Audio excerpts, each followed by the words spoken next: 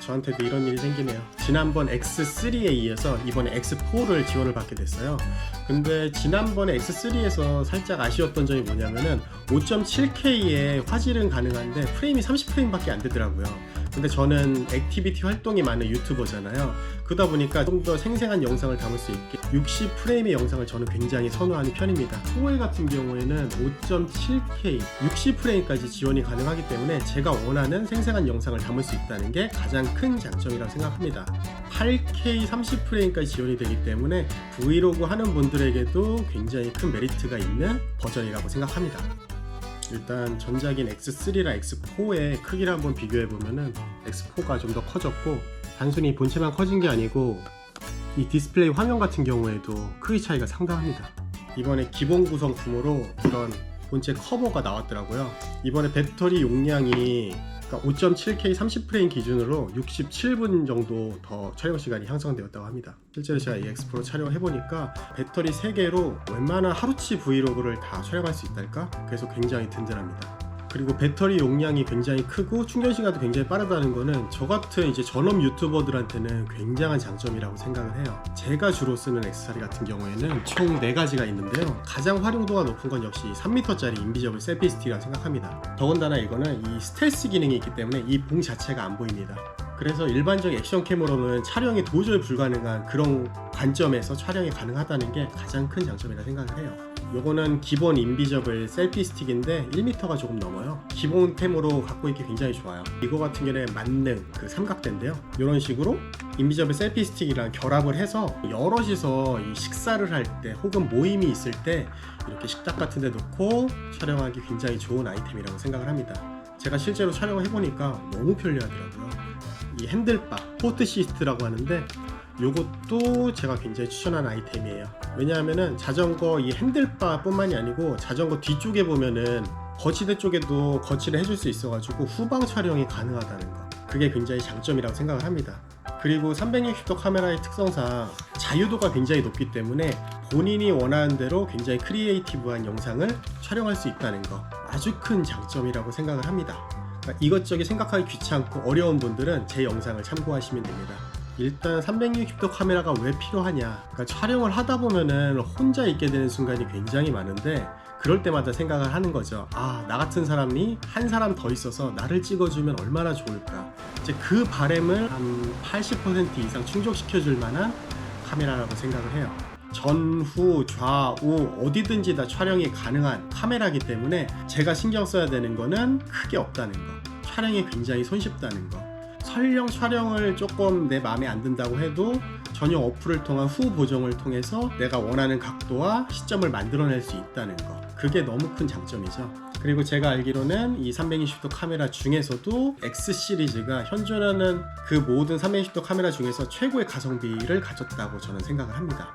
그리고 이 카메라 같은 경우에는 360도 카메라이기는 싱글 렌즈 모드로 하면은 일반적인 액션캠과 동일한 시점에서 촬영이 가능하고, 이 3m짜리 연장 셀피 스틱을 이용하면은 드론 기능까지 있다는 거, 그래서 3대의 카메라의 기능을 요 한 대에 녹여냈다는 거. 액션캠을 처음 사용하는 분들은 어떤 걸 사용해야 될지 굉장히 망설이는 경우가 많은데 요 3개의 기능을 한 대에 녹여냈다는 거, 그 사실 하나만으로도 인스타 X 시리즈를 선택해야 될 이유가 충분하다고 생각을 합니다.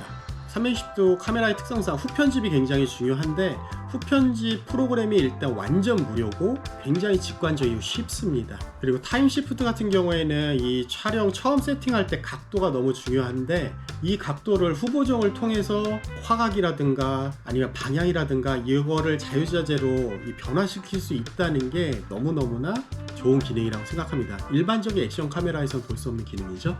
그리고 액션캠이라는 카메라의 특성상 가장 중요하게 요구가 되는 게 동영상 안정화 기능인데 이거 같은 경우에는 제가 아무리 흔들면서 찍어도 그런 흔들림을 전혀 느낄 수가 없더라고요. 동영상 안정화가 정말 탁월한 카메라라고 생각을 해요. 360도 카메라의 하나의 단점이라고 할 수 있는 게 이 카메라 렌즈가 돌출이 되어 있잖아요. 그래서 일반 카메라에 비해서 조금 위험성이 높다는 거, 그리고 자주 닦아줘야 된다는 거. 그러니까 평상시 휴대할 때는 이 렌즈 커버를 이용해서 가지고 다니면 아주 안전하게 이동을 할 수 있고요. 렌즈 커버가 있습니다. 이런 탈착시 렌즈 커버가 나왔다는 거, 이번에 X4에서 새롭게 개선된 점이죠. 이건 내년에 세 번째 환타로를 하게 될 때 사용해 보도록 하죠. 제 외국 친구들이 한국이 언제가 좋냐고 많이 물어보거든요. 그러면 저는 꼭 가을에 오라고 합니다. 특히 11월. 이런 식으로 카메라를 거치해 주면은 후면에서 저공 드론 영상을 촬영할 수가 있습니다.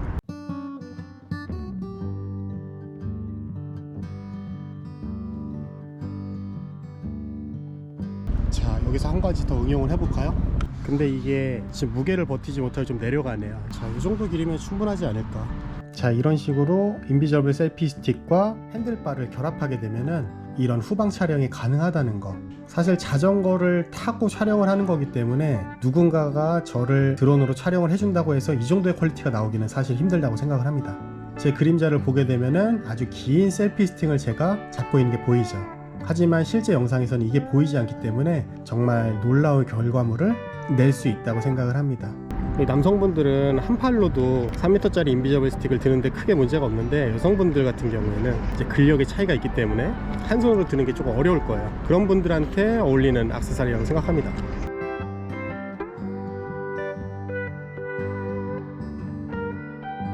여기서 한 번 더 응용해서 인비저블 스틱도 연장을 해보죠. 튼튼합니다.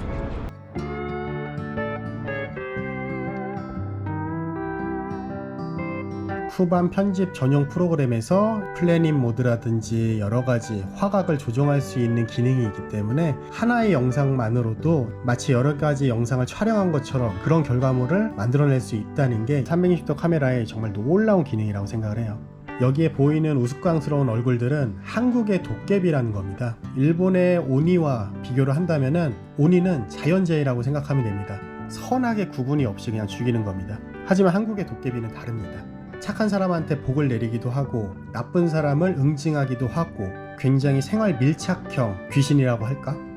일반적인 드론에서는 절대 할 수 없는 이런 촬영이죠.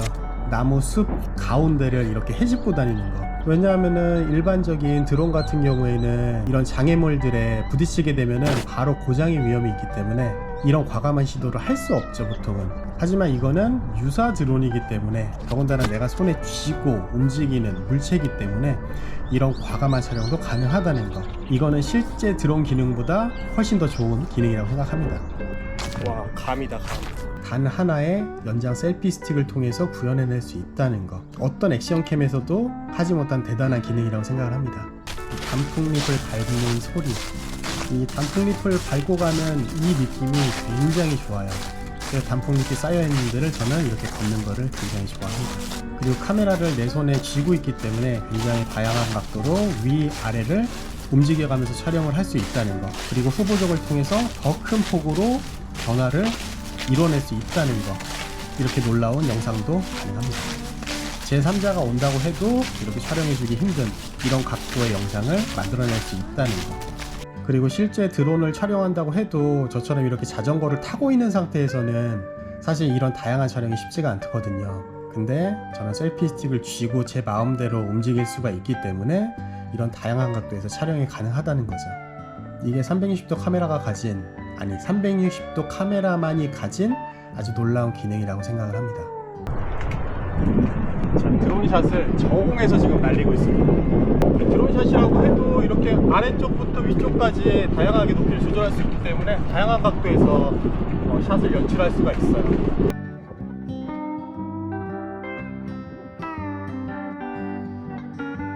일반적인 이런 빠른 영상 같은 경우에 타임 시프트를 통해서도 구현해낼 수가 있고, 일반 촬영을 해서, 그러니까 배속 조절을 통해서 이런 빠른 촬영도 가능하다는 점, 그리고 촬영하다 보면은 이 셀카봉 때문에 계속 나무에 걸리게 되는데 나무에 걸렸을 때도 크게 위험하지 않다는 점, 이게 아주 큰 장점이라고 생각을 해요.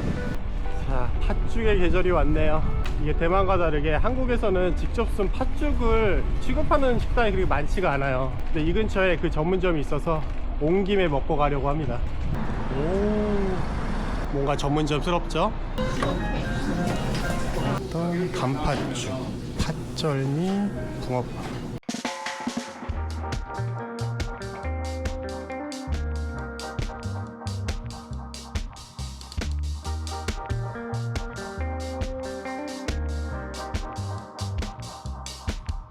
자, 한강이 은근히 일몰 명소입니다. 그래서 저는 일몰을 보고 싶을 때는 집 근처에 있는 이 한강에 가서 일몰을 보곤 합니다. 그리고 여기는 잠실 철교라는 한강 다리 중에 하나인데요. 여기가 굉장히 특이한 점이 뭐냐면은 이 하나의 다리 위에 사람이 다닐 수 있는 길, 자전거가 다닐 수 있는 길, 전철이 다니는 길, 그리고 차가 다닐 수 있는 길이 모두 공존한다는 점. 이게 이 잠실 철교만의 굉장히 독특한 특징이라고 할 수가 있습니다. 그리고 한강은 세계에서도 손꼽히는 폭이 굉장히 넓은 강인데요. 이 넓은 강을 이 안전한 자전거 도로를 통해 건널 수 있다는 점, 제가 한강 자전거길을 굉장히 선호하는 이유 중에 하나예요. 보통 관광객들이 서울에 많이 관광을 오시곤 하는데 제가 가장 추천하는 곳 중에 하나가 바로 한강 공원이에요. 자, 오늘은 제가 좋아하는 작가님의 북콘서트에 왔습니다. 자, 가지마 제발 코카소스 대박 나시길 바랍니다.